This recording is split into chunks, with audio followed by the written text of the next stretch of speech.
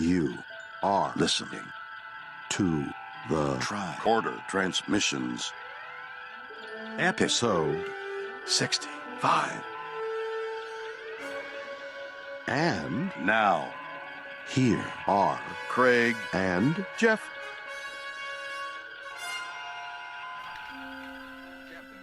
Happy New Year, everybody, and welcome to the first Tricorder Transmissions episode of 2015. This is episode 65, Platos Stepchildren, and we are, as always, your hosts, Jeff Hewlett.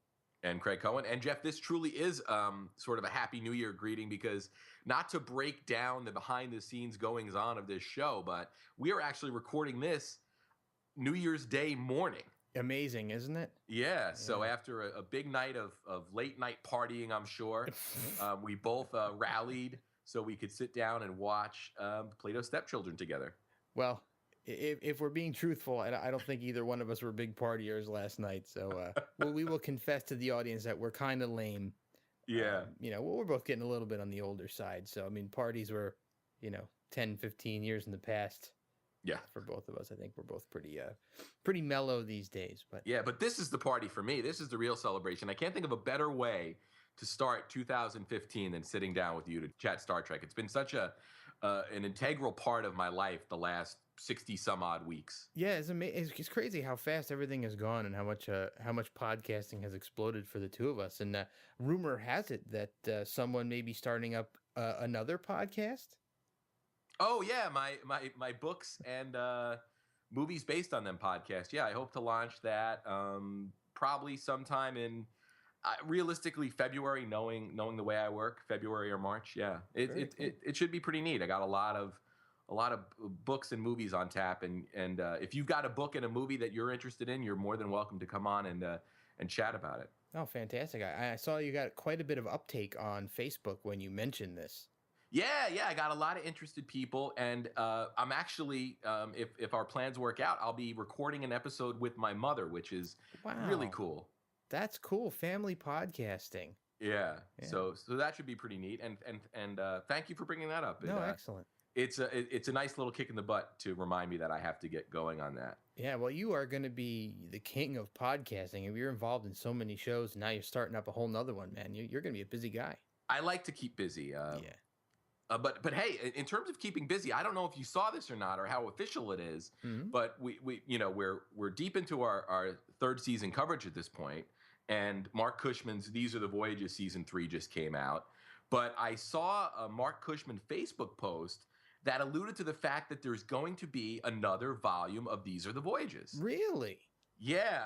Somebody, I guess, posted on his wall about how much they enjoyed the series. And Mark said, well, we're not done yet. And he alluded to the fact that they're going to put out a volume dedicated, or volumes dedicated to the animated series and the movies. Get out. I was hoping that was going to be the case. Yeah. So we haven't talked to Mark about it yet, and I'm sure he's got a ton of work to do for that, and I don't know if at this point it's just in the planning stages, but that was really a nice message to see to end by 2014. Oh, absolutely! I'm ecstatic to hear that, because I've been diving into Volume 3, and it's been spectacular. And I was hoping to myself, because there's a little I did skip around in the book a little bit, and there was an allusion near the end that there would be something of a book or some sort of a volume about the motion picture, at least. Yeah. So I'm hoping that that's going to be the case now after hearing this news, that we'll get some movie books and animated series would be really neat too. Yeah, that would. I'd love to see the process behind the animated series, because a lot of creative people involved in the original series, found their way onto the animated series, especially from a writing standpoint. Yeah, and from a voice acting standpoint as well. Yeah, except poor Chekhov. Yeah, poor Walter. But we've heard that story before. Yes. But how about some news stories? Let's do it. News stories.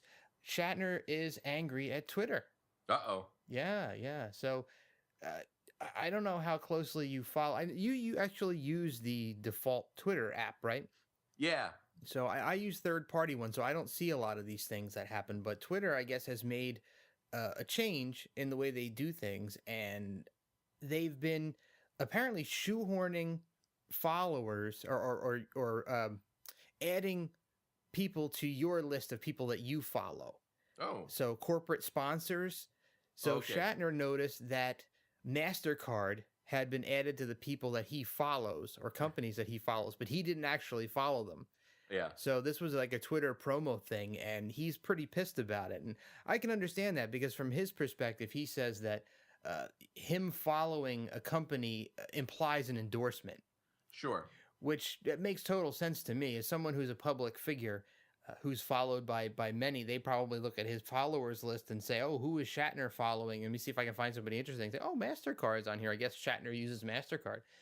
So he's not exactly happy about that. Yeah, I'll have to look because I don't think I see those promoted tweets in my timeline, but I don't actually. I haven't seen a bump in the amount of people that I'm following. I'll have to go through and actually see if I'm following those promoted accounts. There have been a couple of promoted tweets that have popped up for either TV shows that I watch or movies that I've watched, and I say, "Oh, I can't believe I'm not following this show yet," and I'll follow it. So I found it handy for that, but I'll have to look and see if I've been forced to follow people. Yeah, take a look. I haven't. I looked at mine, but there's nothing new. But then again, I don't have many followers, or I don't follow that many people. And I've never really seen promotional tweets before. But I guess this is their new marketing ploy, and they're trying to make money. I know that they're not really the most profitable company in the world, so I guess they're trying to figure out ways to do it. And hopefully, this isn't a way that catches on, because I can imagine many of the celebrities who use Twitter and who are the reason why a lot of normal, regular, everyday people use Twitter to follow these celebrities. I'm sure a lot of them would not be happy with things like that being shoved into their list of followers. Yeah. Or the list of people they follow. I'm sorry, I keep saying it wrong, but it's actually the list of people that they follow. So, right. All right. So Chris Pine apparently has not read the script for Star Trek yet. Star Trek 3. Yeah, you know what? It's funny. With all this talk of Justin Lin coming on board to direct, I guess over at the Trek movie forums, which I don't frequent, Orky went on a little tirade where he said that his script wasn't going to be the script they use for Part 3. Oh, God. And he would only be involved with in this movie in a producer's capacity. So it doesn't even sound like they have a script yet. Oh, man, and that doesn't bode well for the 50th anniversary release time frame. Yeah, since we last talked, I looked. It's a July 2016 release date. Oof. Wow. And the major star hasn't even read the script yet? Yeah. Wow, that's and he's hoping to start shooting sometime in 2015 according to Chris Pine, but that doesn't sound good. It sounds like it could be a rush job. Yeah, but you know what? It's amazing how many movies actually don't lock picture and sound and everything until sometimes days before the release. I mean, it's got to be an incredible amount of pressure for the creative people behind movies, and it sort of gives you insight into sometimes when you watch a movie and wonder why, they made the choice they did, and sometimes you have to say, wow, I guess they didn't really have any other choice but to make that choice because of the time constraints. I guess having a set release date is good in the sense that it sort of lights a fire under everybody's butt, saying, hey, this is when the movie's due. But at the same time, from a creative standpoint, you don't want to really be in a position where you have to make choices that aren't necessarily the best choices, but are just choices that have to be made because you're under the gun. Right. Well, and it's great that you said that, because that actually comes into play on today's episode that we're going to be talking about, but we'll get more into that as we talk about Platos Stepchildren. But timing and running over the allotted production time had a pretty big and lasting impact on this episode. So right. Next up, our old buddy Juan Ortiz is back again. Oh, cool. Yeah, more retail news. So they're getting more mileage out of the Juan Ortiz prints, and now we're issuing mugs.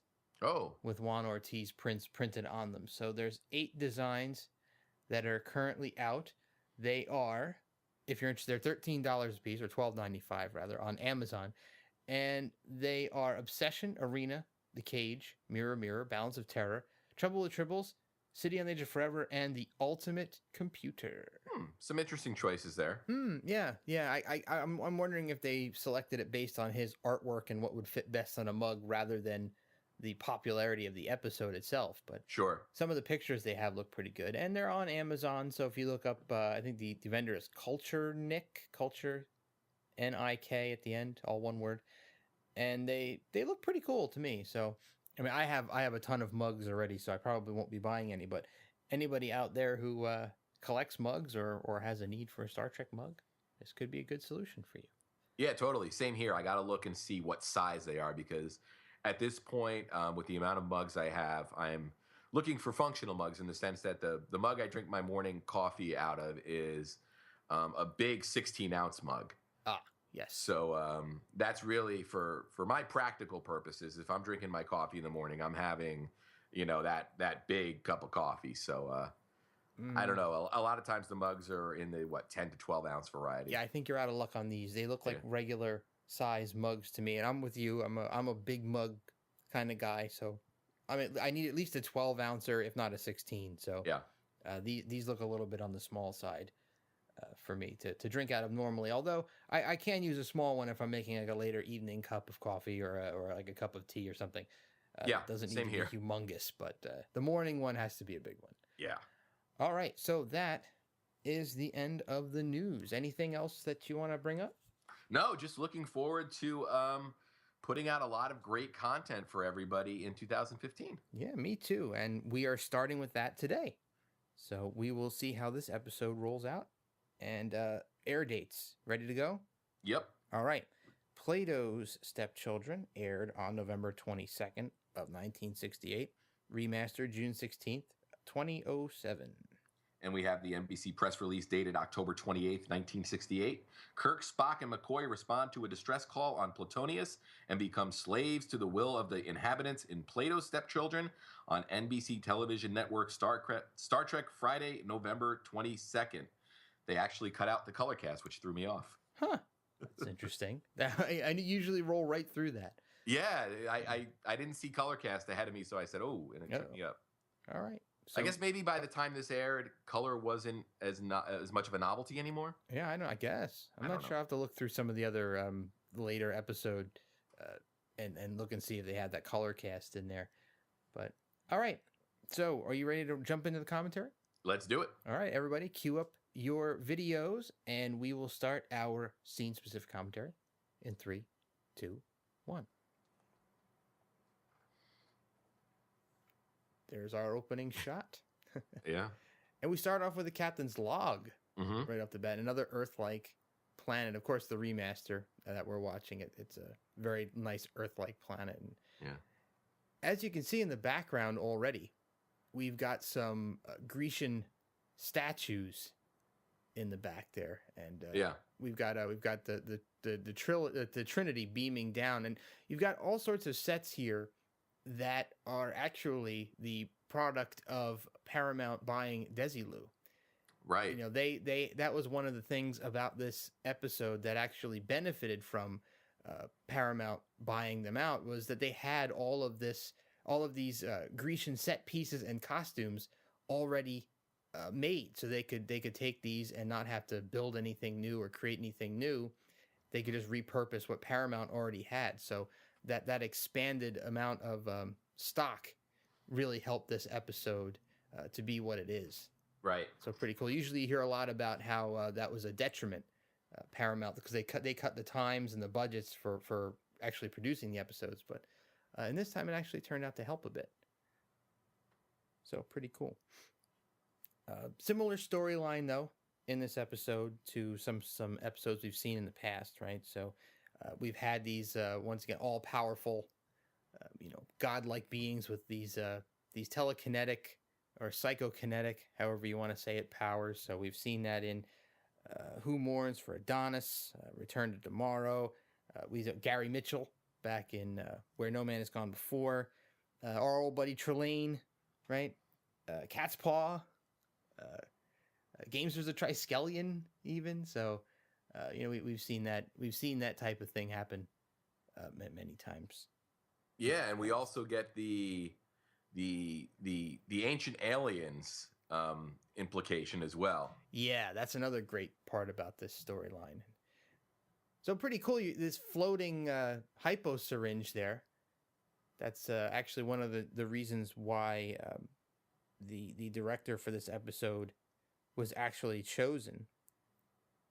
Yeah, because he had worked on My Favorite Martian. Yeah, so we've got some crossover there. It was a lot of the other Trek directors were not available or had been, I guess, blacklisted at this point.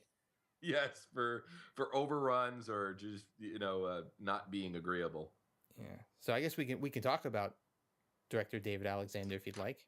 Sure thing. He died in 1983 at the age of 68, and he directed multiple episodes of several TV shows, including Petticoat Junction, My Favorite Martian, which we mentioned, F Troop, and he'll also be seen on another episode of Star Trek in The Way to Eden. Oh, very cool. That's James Doohan's least favorite episode. I think he said that a couple of times in some interviews that I've listened to. That was his least favorite. It's interesting to hear about people's least favorite episodes, especially the actors and directors and producers, which ones were their least favorite. Because I think, as Trek fans, we know, about each other's least favorites because we talk about that all the time. But it's interesting to hear what people involved with the show's least favorite episodes were. Right. Yeah, I'm wondering if this was anybody's. I don't think I haven't heard any of the actors involved in the show say this was their least favorite or one of their least favorites. Although you hear a lot of fans say that it's not a great episode or one of their least favorite episodes. But I will tell you one thing, Craig. Yes. And that is that after reading the section in These Are the Voyages Volume 3 on this episode, it actually kind of changed the way I view it a bit. Okay. Yeah, because I had kind of looked at this episode the way a lot of Trek fans had, and that was, it was kind of embarrassing for the actors because, they're put into these, kind of ridiculous scenarios in the fourth act where they're being forced to do some really kind of funny things. Right. But, I come to realize that the script was written in a way that they wanted to challenge the actors and actually to maybe even create like an Andy Kaufman-esque type scenario where it messes with the minds of the audience and kind of makes you feel a certain way intentionally, although you're not really aware that that's the intent. Yeah, and that's one of my favorite things about Star Trek in general is they're able to do stuff like this and have it still feel like Star Trek. Good point. Good point. This, of course, is another episode where it actually doesn't occur on the ship. It's all on this alien planet, pretty much. I mean, you get a couple shots of the ship here and there, but it's very interesting that they can create this environment and this scenario where, the audience unknowingly feels compassion for Alexander. They build a hatred for the what do they call them? The Platorians? Mm-hmm. The Platoians, Mm-hmm. and and empathy for the Enterprise crew members who they have a fondness for, especially for Spock, who goes through a lot of mental trauma in this episode. Kirk, who's embarrassed and ashamed by what they force him to do, especially because he's in this command role where he's used to being in charge, and McCoy, who is powerless, who is actually all of this stuff is being done to try to persuade McCoy to stay there. Yeah, and here we are learning that the inhabitants of this planet are thousands of years old. Yeah, a couple thousand years old. And one thing that I found very interesting about this overall is that it's implied that these individuals had escaped from their planet during a time of eugenics, a cleansing of their society and like a mass killing of people, a genocide, and culling all of these people who were seen as inferior, and they wound up going to Earth in the time of Plato, right? And I found that interesting that they were actually on Earth. And I mean, I guess they must have flown there in a ship, Yeah, and parked the ship somewhere where nobody saw it, and kind of hung out for a while in ancient Greece. And I guess they knew the language when they got there. They knew English and they could kind of, or Greek, nonetheless. I Greek, not even English, Greek, and they were able to kind of blend in with the society there, and that seems really strange to me. But it's also an interesting concept because I've heard a lot of, or I've been involved in a lot of conversations about aliens having influenced our evolution on Earth. Yeah, there's that whole series that's on History Channel, The Ancient Aliens, with that guy with the crazy hair and the really hard to pronounce last name. The aliens meme. Yeah, yeah. But yeah, I mean, it's a concept that I know science fiction has really found to be appealing. And even if you look at the movie Prometheus that came out a couple years back, that dealt with the concept of ancient aliens. And or architects, being involved in influencing our species, which is a really interesting concept. Yeah, very much so. Especially, I've seen tons of I guess you can call them documentaries, but maybe docudramas about ancient aliens influencing Egyptian society and having built the pyramids and Stonehenge and things of that nature. So a lot of these mysterious monuments and buildings from the past. And so this is another Star Trek take on not necessarily these people influencing Earth culture, but Earth culture influencing an alien culture. Yeah, it's kind of a neat twist. Yeah, you don't really see that often. Yeah, and now we're also seeing that this race have some kind of psychokinetic or telekinetic powers. Yes, and poor Parman, who is the leader, because of his infection, is unable to control his great power, and it can actually affect the ship, which is quite a long distance away. So I guess that's a demonstration of how far-reaching their powers are. Yeah.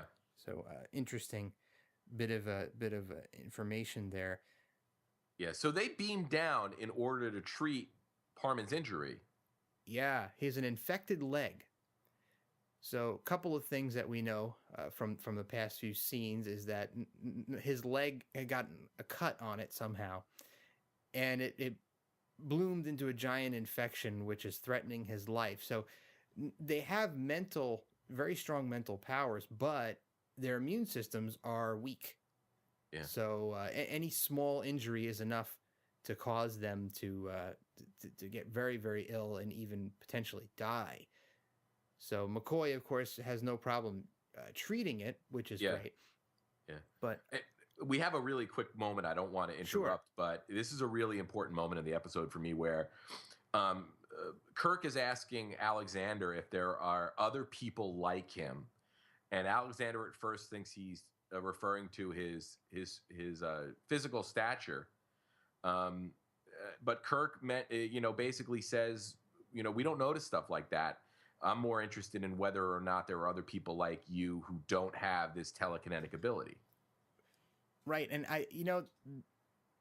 a couple of things that I had gleaned from reading about this episode were that the network had a strong insistence that they be very sensitive to actor Michael Dunn's size, and not put him in any situations where he would be embarrassed by it. And I think this dialogue here from Kirk kind of reinforces in the future, Kirk is saying how size and none of that means anything where he comes from. Everybody is equal in the Starfleet universe, so regardless of race, color, sex, size, nationality, whatnot.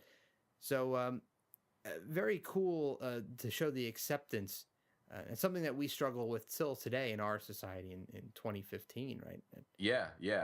And we'll talk more about Michael Dunn later. And I didn't want to sidetrack you there while you were talking about McCoy treating Harmon here. But I also think that are there Prime Directive implications here? That's a good question. I was going to bring that up as well. Not only Prime Directive, but does the Enterprise make a habit of responding to distress calls from alien worlds that they've never been to or don't know anything about? I mean, it seems against some sort of a protocol to kind of go headlong into some situation like this, especially knowing where they've been before. Right. and all the crazy things that have happened when they've responded to these types of calls in the past. And here we are again in a situation that's pretty quickly going to become seemingly inescapable. Right. So as far as a prime directive is concerned, yeah, I wonder if curing Parman's disease qualifies as a prime directive violation. I mean, I don't know if the prime directive goes that deep. I guess maybe if he was some sort of was going to have some sort of societal impact that he wouldn't have had if he died. Yeah. Maybe. Totally. Yeah, it's good observation. I don't know. I mean, we don't really know what happens to them after the episode ends, so it's hard to say whether or not. I mean, I guess just kind of going on what we're discussing now, I'd say probably is a prime directive violation to cure him and let him live on when maybe he was supposed to die. Who knows? It's a good question, though. What do you think? I think there's definitely some prime directive breaking going on here, but it's forgivable because the series has been so inconsistent in how it deals with the prime directive, and it seems like there are episodes that really stress the importance of the prime directive, and you have the crew really, really focused on it. And then there's others where it doesn't seem as important. So considering that the series didn't really play too, stick too close to the rules, it's hard to really, really fault it. That's true. And Kirk is pretty famous for violating the prime directive. Here is that very famous scene of Kirk slapping himself. And I think I have a looping GIF of that on my phone. Yeah. From an acting standpoint, there's a lot of really physical and emotional acting going on in this episode. It might be the most demanding episode from an acting standpoint for some of these cast members. Yeah, I tend to agree with you on that, and I know that Nimoy in particular had some trouble with some of the things that went on in this script, and it is, well, of course, it was written to challenge the actors and try to take them to places that they hadn't gone before. So, see what I did there.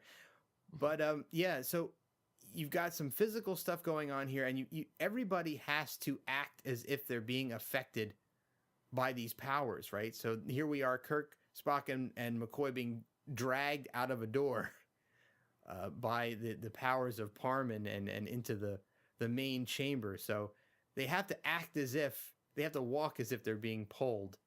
So as I guess that's one of the reasons why some fans of Trek may consider this episode campy or hammy, but I think they pull it off pretty well. Oh yeah. In the time before CG, where they could use kind of special effects to make models of them and have them ragdoll around, but they had to do everything physically and take many takes to try to get everything right. So there's certainly a lot of objects floating around in this episode. For the time period, you have to imagine seeing this stuff floating around on TV, but not being able to detect wires or anything is pretty interesting. Yeah. And the actors get pretty good at catching these things and having them float into the exact right places. So a lot of off-camera special effects guys going around here where especially that little scroll that just kind of floated across and McCoy just kind of effortlessly grabbed it out of the air. That's pretty neat. Yeah. So now we're seeing the gifts being given out in an effort to convince Kirk to allow McCoy to stay. They want to keep him. So this reminds me of an episode we just talked about where McCoy was going to stay by choice, though, with an alien race. Yeah. That they'd come across. That was For the World is Hollow, right? And I Yes. Touched the Sky.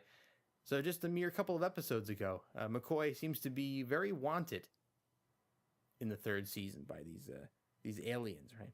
Yeah, yeah. So pretty interesting that the aliens want to keep them because they realize how crippling their weakness is, and that is a pretty bad Achilles heel if you think about it. Oh, sure. They Being that have susceptible. this. Yeah, they have this great mental power, but they're limited by the physical constraints of their body. Yeah, it's amazing that they can't use those vast powers to somehow drive those uh, infections out of their systems, as it were. Right. But on a side note, the leg infection that Parman had, notice it was only implied, you never got to see it. And that was an insistence by the network that they not show anything that would disturb the viewers or make anybody feel queasy or sick. Right. So they didn't want to show an infected leg on camera. And of course, like Miri earlier, this episode was not shown in the UK until the 1990s for that very reason. Oh, wow. Yeah, so they the BBC didn't want to show it because it had sadistic elements in the plot. And an official statement in regards to that was after careful consideration, a top-level decision was made not to screen the episodes, and they have several episodes, The Empath, For Whom the Gods Destroy, Plato's Stepchildren, and Miri, because all dealt most unpleasantly with the already unpleasant subjects of madness, torture, sadism, and disease. Oh, wow. So interesting that some of these Trek episodes were so, I guess, graphic over in the UK, they didn't want to show them. Yeah. It's amazing. And compare this to what we see on TV today. Oh, my God. Yeah. Oh. Even on the network news alone. Yeah, good Lord. Yeah, I mean, even raw news footage, for God's sake, not even cable stuff. Right. Yeah, I mean, there's some stuff that gets watched in my house, and not necessarily things that I watch, but there are a lot of vampire shows that are on regular network television that are pretty graphic and bloody. Yeah. But amazing. But so anyway, you want to talk about Michael Dunn at all, or? Yeah, it's a pretty remarkable career. He was really multifaceted. He had a musical background, got into acting. He died in 1973 at the age of 38. But before that, he, in an acting capacity, was on Get Smart. He had a major role on The Wild Wild West. He was nominated for a Tony, and he got an Oscar nomination in 1965 for his work on Ship of Fools. Yeah, he's also a concert pianist and had a genius-level IQ. Yeah. That's amazing.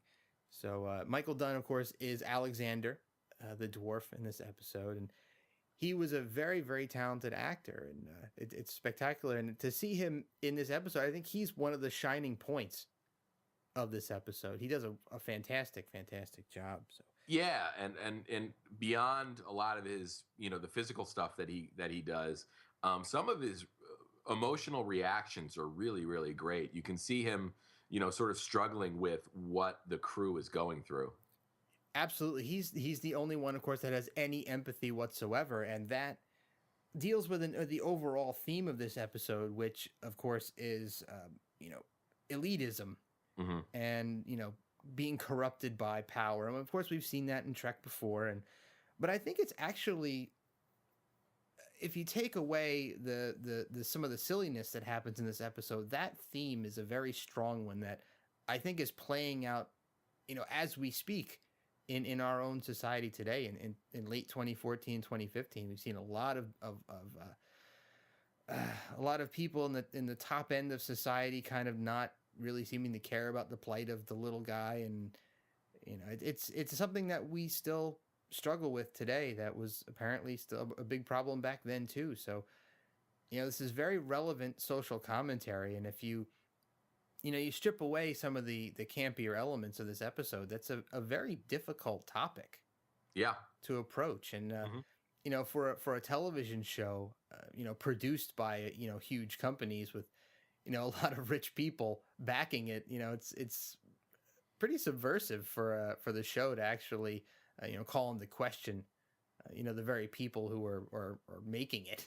If you and we got that even further back with what was the reality TV show episode, in ancient Rome. Goodness. Oh! Why is the title escaping me? I Bread know. and Circuses. Yes. Even that was sort of a commentary on TV. And I've said this before, that's another thing I really love about this show is there's, you've got your sort of general episode plot, but then you've got the surface level stuff that's going on. And, if you read, further into what you're seeing, there's a lot of stuff being addressed that a casual viewer might not pick up on. We've talked about the allusions to the Vietnam War before. We've seen discussions of race, and now, in this episode, we're seeing discussions of class and elitism. Yeah, absolutely true. And that's one of the, like I said before, that one of the things that I'm thankful for, reading the section in These Are the Voyages Volume 3 that really changed the way I thought about this episode. And, here's some of that great physicality, by the way, that we've just seen Shatner writhing in pain on the floor. And now we see Spock doing some sort of flamenco dance.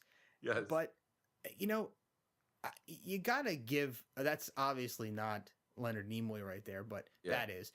But you got to give these guys a lot of credit for doing this, because they had, especially, Shatner, who's known to have been a very proud, Shakespearean actor, a classically trained guy. And, he had to really kind of step out of himself, to do this type of acting, especially later on with the horse riding scene. And, right. It's a risk. It was a risk for all of them. I mean, how do they do this? How do they pull these scenes off and not come out looking like, fools? Right. Interesting that they were able to. And here is the Vulcans showing emotion. We haven't seen this for a while, actually, but I think this episode brings up a point about Vulcans showing emotions that I'm not sure that we really had heard before, and that was that it could actually have a physical effect on Spock, or maybe even kill him. Yeah. To show those kinds of emotions. I'm not sure how that works, but here's Spock laughing. Here and McCoy is kind of freaking out. You can't force emotion out of him; you'll destroy him. Yeah, and that's another interesting part of this episode is Kirk gave McCoy the directive that no matter what they make Kirk and Spock do not relent and agree to stay behind. Amazing that McCoy has the fortitude, because we've seen McCoy kind of cave in before to save them from. And here, I love the concern. Even though Kirk is pinned to the floor, you can see the genuine concern that he's got for Spock. And I guess Kirk even knows the gravity of that situation. He's trying to call out to Spock not to let them break him, because I guess he knows as well that that kind of an emotional, sustained emotional outburst can have a very adverse effect on Spock. I wonder if it's just a mental effect or it can actually physically kill him. Yeah. What do you think?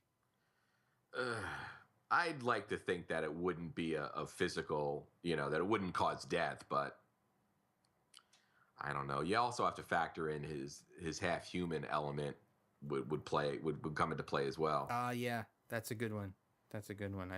Wasn't thinking in that way. So, and now we've got Alexander, who is inspired by the humans to stand up as well. And here's the famous horse riding scene.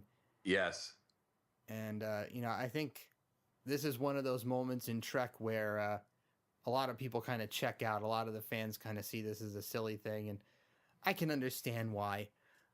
But, and I can kind of partially agree that it is pretty silly, but I think it's trying to illustrate, a point. And I still have to give these actors the nod. I have to give Shatner the nod for even doing it in the first place. Mm-hmm. He could have said, no, I'm not doing that. And they would have had to have rewritten that somehow or written it out. So, right.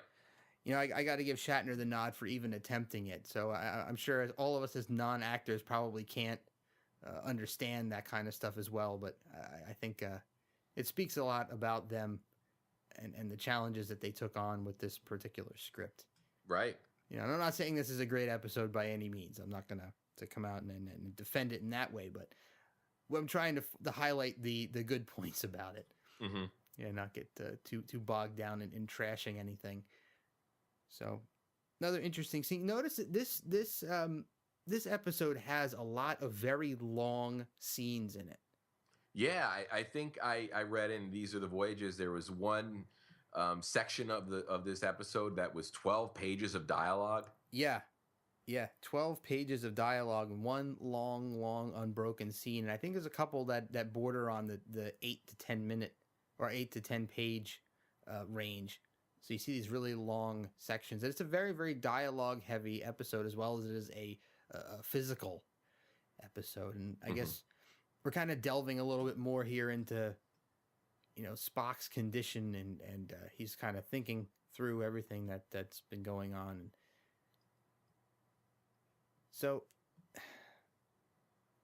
interesting bit of dialogue here. Spock asking if Kirk and McCoy feel anger towards Parman, and Spock is compelling them to release it.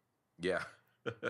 Which is interesting because Spock is going back to the Vulcan side and talking himself through this, which I think is really cool. He's got his own like little inner therapist, right? So the logical side of him can look at what just happened and kind of talk himself down from it. Right. Instead of getting lost in it and say, listen, I've got to expunge these feelings and get back to logic. I must master it. So very cool that we're seeing a little bit of Spock's mental discipline here. And look at the strength where he's crushing that little urn that was sitting on the table. So we get a little bit more of the taste of that Vulcan strength. But see how he's trying to temper that anger. So pretty cool. Pretty cool. I think we're going to get into some research here as Bones is talking about how he's going to stay. But Kirk is smart enough to know that even if McCoy chooses to stay, Parman's going to destroy the Enterprise anyway because they can't allow anyone else to know about them. Right. Right. They want to keep their society very compartmentalized and cordoned off from the rest of the universe. So he lured them there to help him. They're going to he's going to steal their doctor in order to make sure that their weakness is plugged, so they can't be that weakness is now defeated. But thankfully, Alexander is going to clue them in and say, listen, Kirk is right. If you guys leave, he's not going to let you go and go back to your normal lives. And because, if Kirk and Spock would leave, they were going to come back. Yeah. And get McCoy, right? Oh, totally. You knew that would happen. They'd find a way to do it. So Parman, I don't think has a choice but to kill them all. But I mean, I guess this is one of the situations where this alien doesn't want to beam down everybody and force them all to stay. Right? He just wants the one guy. Yeah. You'd think maybe that he'd want the whole medical staff. You'd think, yeah. What you want? Why not have the whole team? Yeah. Yeah. Why not? And a great statement here, by Alexander. He wants to shank him. And he's going to cut him. And Kirk is going to try to talk him down. And this is another really great dialogue exchange. And I think this shows what a great actor Michael Dunn was. Yeah. And how seriously he took all of this stuff. Yeah, it's either going to kill you anyway. So, and Kirk is doing his famous talking people down. So, good Kirk moment. Yeah, and I think this is an aspect of Kirk that a lot of people, when they do the debates about captains, a lot of people don't focus on the sympathetic or empathetic, end of or side of Kirk's personality. A lot of people, they say Kirk was always the physical one, whereas, Picard was more the emotional intellect. But I mean, there's lots of moments in this series where you see how connected and how emotional and how sympathetic Kirk is to other people and their plight. I completely agree with you. I think you put that very, very well. I think this scene illustrates it well. And I think I remember you talking about this back in Miri, about how he could become like this father figure, or big brother figure. And I think you're right, because I've talked about the characters in this show a lot with people that I know who are Trek fans and people who are decidedly not Trek fans. And my mother actually kind of hates Shatner and trashes Kirk all the time when I talk about Star Trek. But I think that people focus very much on the machismo and the, I guess the womanizing aspect of Kirk's character, but they don't really dig deeper and look for these moments. Right. Where Kirk is actually a really human, empathetic guy who, has that side really fleshed out in his personality. I think Kirk is a very well balanced captain overall. Oh, totally. For me, and that's why he's my favorite captain, of course. Yeah. Of all of them. But I'm not going to say anything bad about Picard. I like Picard too. No, I mean, you can't really criticize any of the captains in Star Trek because Star Trek has and its creative team has such a great handle on creating multifaceted, multi-level or multi-layered characters. So it's really boils down to who you enjoy watching the most. I mean, you could make your arguments for Picard or Sisko or Janeway or Archer. But at the end of the day, they're all really well-written characters, and they're all well-acted. That's another amazing thing about this show is every captain, you have a really, really talented actor in that role. Whereas, you can say a lot of genre TV or movies sometimes didn't always get the best actors, but for Star Trek, that's completely the opposite. Agreed again. Yeah, all of the captains I have some affinity for all of them in some way, shape, or form. So and not to get into it, but if you haven't seen the William Shatner documentary called The Captain, it used to be on Netflix. I don't know if it still is, but it is definitely worth a watch. It is Shatner sitting down with each captain, including Chris Pine, for a discussion about their time on Star Trek. And the Avery Brooks segment is a must-watch just because of how crazy it gets. But also, there's but there's also a really, really deep conversation between Patrick Stewart and Shatner, which is just really fascinating to watch because Picard God, I just stumbled on his name. But Patrick Stewart really opens up there and really shares a lot of himself there, which is, and I think it's the fact that it was Shatner that he was talking to, which allowed that. Yep. And I think that if I remember correctly, I think he even kind of changed Shatner's perspective a little on Kirk. Yeah. Through that sharing, because the way he put it, I don't want to get too deep into it either, but I think it's very, very much worth watching if you have not seen it yet. So, but to get back to what we've kind of skipped over here during this long dialogue scene, we've found out that the powers that these alien people possess comes from the local food that they've been eating, and once they finished their reserves they had brought with them and started eating the local food that grew there, they developed these powers, and that is because of a concentration of something called chironide in their bloodstream. Alexander has a low concentration, so he doesn't exhibit the powers. But so MVP of the episode, McCoy, has synthesized a very high dose of this chironide and has injected it into Spock and Kirk in order to give them, hopefully, the powers as well. And we also have Alexander refusing an injection of his own. So that's a very powerful statement that he doesn't, and he's very emphatic that he doesn't want to be like the rest of them. He wants to remain himself, which is very noble. It's very noble. Because, I guess everybody wants to get back at their bullies, right? And that would have been his chance. And I think we just saw another the women moment, right? Where Uhura and Nurse Chapel have been forcefully beamed to the surface and forced to wear Grecian nightgowns. So we're getting into this fourth act here where everyone is now in Grecian garb.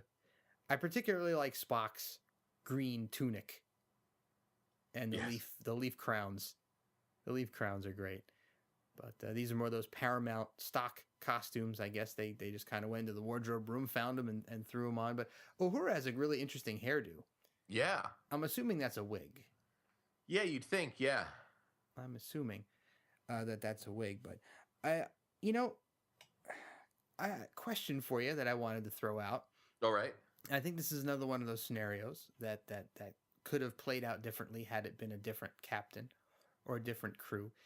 Do you think that, I mean, we know at the end of this episode, we know that Kirk and Spock do develop the powers and they're able to free themselves from this scenario. But do you think that if it was another Starfleet captain, they would have seized this opportunity to give themselves and all of their crew the powers and kind of take this planet over, as we've seen other more nefarious captains do in prior episodes? Yeah, I mean, if you look at the historical evidence on display, it seems like there was a high percentage of Starfleet captains that were corruptible. So I definitely think if another crew had discovered this planet, the outcome might have been different, and we might have even gotten an episode where the Enterprise comes upon this planet and it's already been sort of occupied by a corrupted Starfleet captain and his crew. Yeah, it sounds completely plausible. But I love the fact that there isn't even a moment where they consider that. Yeah. It's not even a thought in their minds that, like, hey, listen, we've got these limitless powers. All we have to do is stay here and kind of, because they have 430 people on that ship. It would be really, really easy for them to just inject every single one of them and bring a whole giant force down and take over. Yeah. And, there's only 38 or so, I think, of the Platorian people there. So yes. It's very, very easy for them to do this. So, and here is the Spock singing. Yeah, and that was a song that was written and composed by Leonard Nimoy? Yeah, for his fourth album, I believe, which was called The Touch of Leonard Nimoy. And this is Maiden Wine or Bitter Dregs, as the case may be. But they wanted to give Leonard a chance to sing on the show, and I think this was, according to These Are the Voyages, was a natural fit to drop this song right in. It was very easy to do. Yeah. Interesting eye makeup on Nurse Chapel there. Yeah. Majel Barrett has a very different look in this episode. The writer of this episode, Myra Delinsky, actually wrote a script called As Young as We Are that featured Majel Barrett. Right. Prior to this. So I don't know if you want to jump into a little bit about Meyer at this point. Well, he was another writer that really sort of cut his teeth on the late, the 60s and 70s, TV show circuit. He worked on shows such as Dr. Kildare, Hawaii Five-0, and Marcus Welby, MD. And he died in 1984 at the age of 60. Oh, wow. I guess we can also mention that the original title of this episode was Sons of Socrates. Yeah, interesting choice there to change it to Plato. Yeah, and I think that's because they based the society off of Plato's theories of society, where you had the different classes, and you're like your worker bees, your warriors. Yeah, and the people with the highest IQs and the most the philosophers of the society, which were the fewest and the farthest between, were the top echelon, and were the ones in charge and called the shots. So right. I guess they modeled this after, but in a very extreme way, by pretty much eliminating all of the other classes and just leaving this one. Mm-hmm. Which I don't know if that would really work well. There's always got to be someone to keep the lights on and harvest the food, and I guess if you have those kinds of powers, maybe you don't need those types of people. Yeah, ultimately. So now we're getting to a pretty, I want to say, historical moment in Star Trek or in television history in general. Yeah, so that is what really, I guess, sets this episode far, far apart, and from not only the rest of Trek, but from the rest of television in that age. And of course, but we don't want to necessarily skip over too much this emotional scene between Mr. Spock and Nurse Chapel. Yeah, where Chapel's really in a situation where this is something she's wanted to happen for a long time, but not under these circumstances. Yeah, and this is another one of those elements of this script that the network had a huge problem with. And here is probably the most famous kiss on television back then, the first interracial kiss. And this, of course, the network had a really big issue with this. As would I guess back in those days, well, maybe even today, unfortunately, some of the viewers of the show.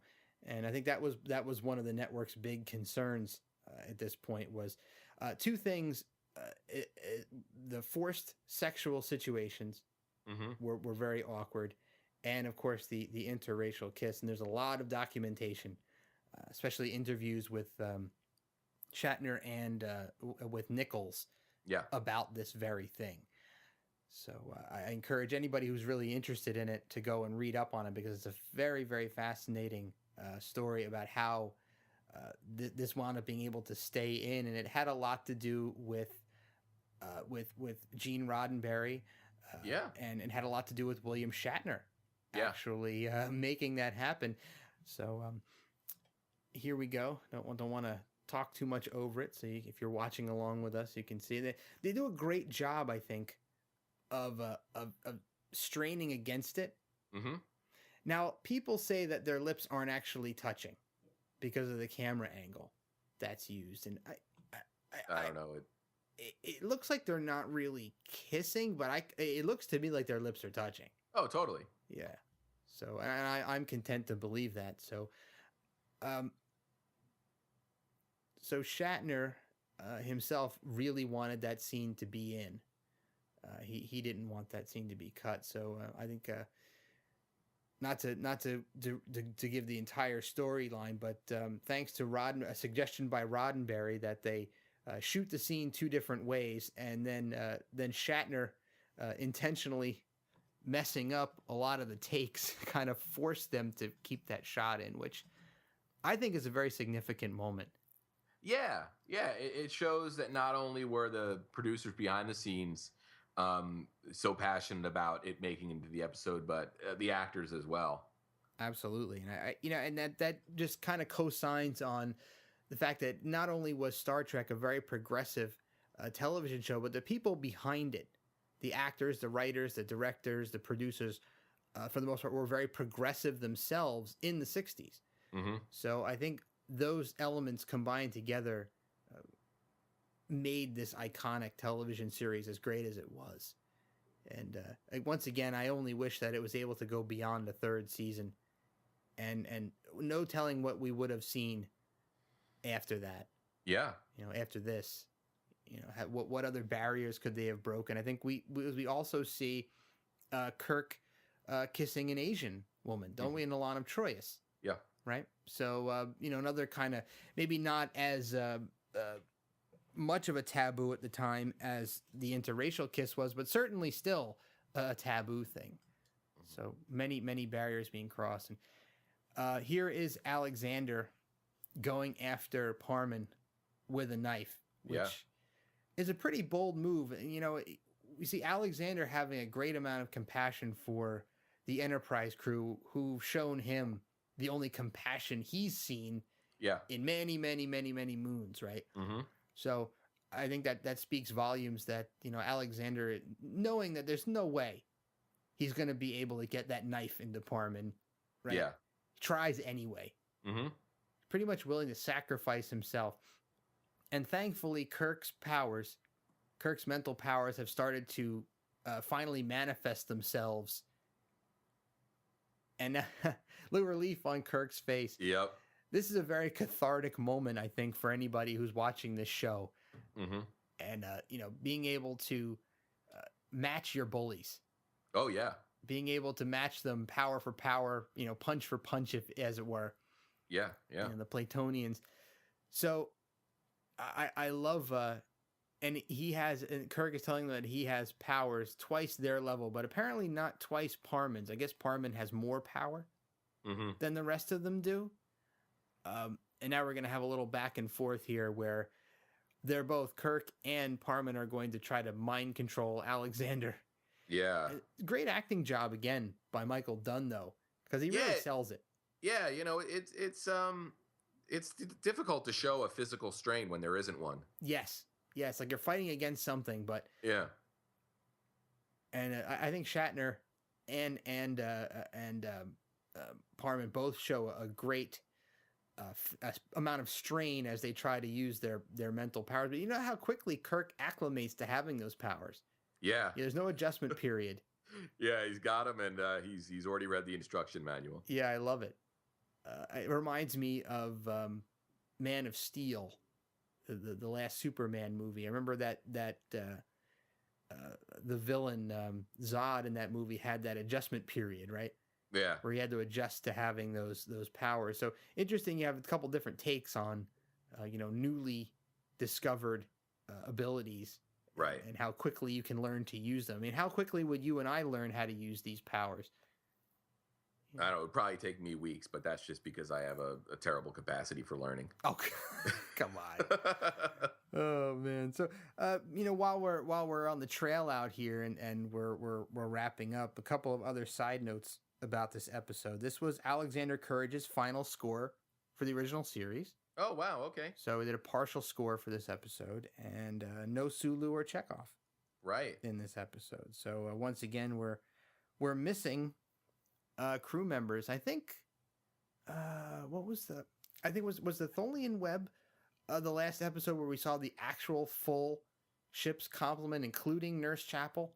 I think so, yeah. That was the only episode lately where we've seen everybody in one episode together. Right. So again, we have Nurse Chapel, who's more of a rarity than Chekhov and Sulu, but we're missing Chekhov and Sulu. So any notes on any of these guest stars before we? Yeah, well, Parman is played by actor Liam Sullivan, who died in 98 at the age of 74. And he did a lot of TV work as well on shows like Perry Mason, Falcon Crest, St. Elsewhere, The Young and the Restless, and Dallas. And Felena, Barbara Babcock, born 1937, also was on Dallas. She played Liz Craig on 16 episodes. And we've actually seen her or heard her on several Trek episodes, quite a few uncredited. She did a voice. She was Trelane's mother on The Squire of Gothos. She was the voice of the Beta 5 computer on Assignment Earth. Cool. We're going to hear her later on The Lights of Zatar as the voice of Zatar. And on A Taste of Armageddon, she was Maya 3. So quite a bit of Star Trek work there, in addition to TV work she did on shows like Hogan's Heroes, Maddox, and Murder, She Wrote. Oh, very cool. And this is the only Trek episode where she actually appears in person, right? Yeah, yeah, Oh, and wow. credited. Yeah, yeah. Oh, very cool. Very cool. Yeah, it's kind of neat to see, people that were utilized for their voice talents. Yeah. And I think this may be one of a very few Trek episodes where Kirk actually agrees to take someone with him when he leaves the planet, right? Because they imply strongly that Alexander left. Yeah, yeah, and you're not sure if it's just for a quick field trip or if they drop him somewhere else. Yeah, it's not really really developed at all. But I don't recall. I think there were many times where Kirk refused to bring people with them. Yeah, So, yeah. Interesting that he chose to do it this time. Yeah, and he would continue to refuse if you go all the way to Star Trek: The Voyage Home. Yeah. He had to be forced to bring her with the jump into the beam. But I guess we should discuss the essential nature of this episode at this point. Yeah, I think I've gone first the last couple times, so if you want to jump into this one, feel free. Okay. Well, I think this episode, in my eyes, is a special case.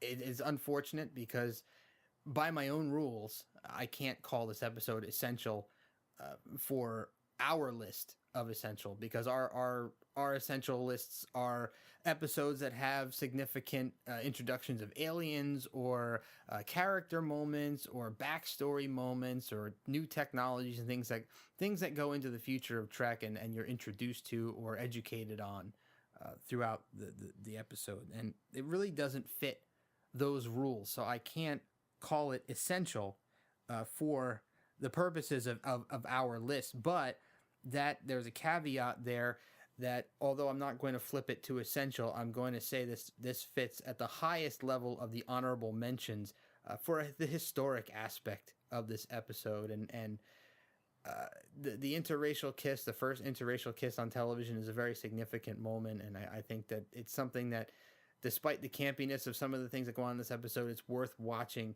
just to see that for the fact that Star Trek pushed those boundaries and for people to know and understand that, I think may give you a different perspective on the series as a whole. Yeah, and for me, I can invoke the cocktail party rule that I like to use, and I would say that from a historical perspective, and this is definitely something that might come up in that hypothetical cocktail party where people might not know the episode by name, but they definitely know that moment. So for me, if you're really getting into the episodes you need to see, this one is definitely essential for me. Great. Glad to hear that. And so we've got a vote against and a vote for. So very cool. And we'll talk more about that, I guess, in our season 3 wrap up in a couple of months. Yeah. And don't forget to interact with us if you agree or disagree on several of our social media stops. You can interact with us on Twitter at TTT_pod. On Facebook at the Tricorder Transmissions, or at our own website, thetricordertransmissions.com. All right. Yep. And we look forward to hearing from you. I know we always hear from a couple of our listeners about the show, and I'm sure there'll be an interesting discussion about this one. So yeah, please come on and join in.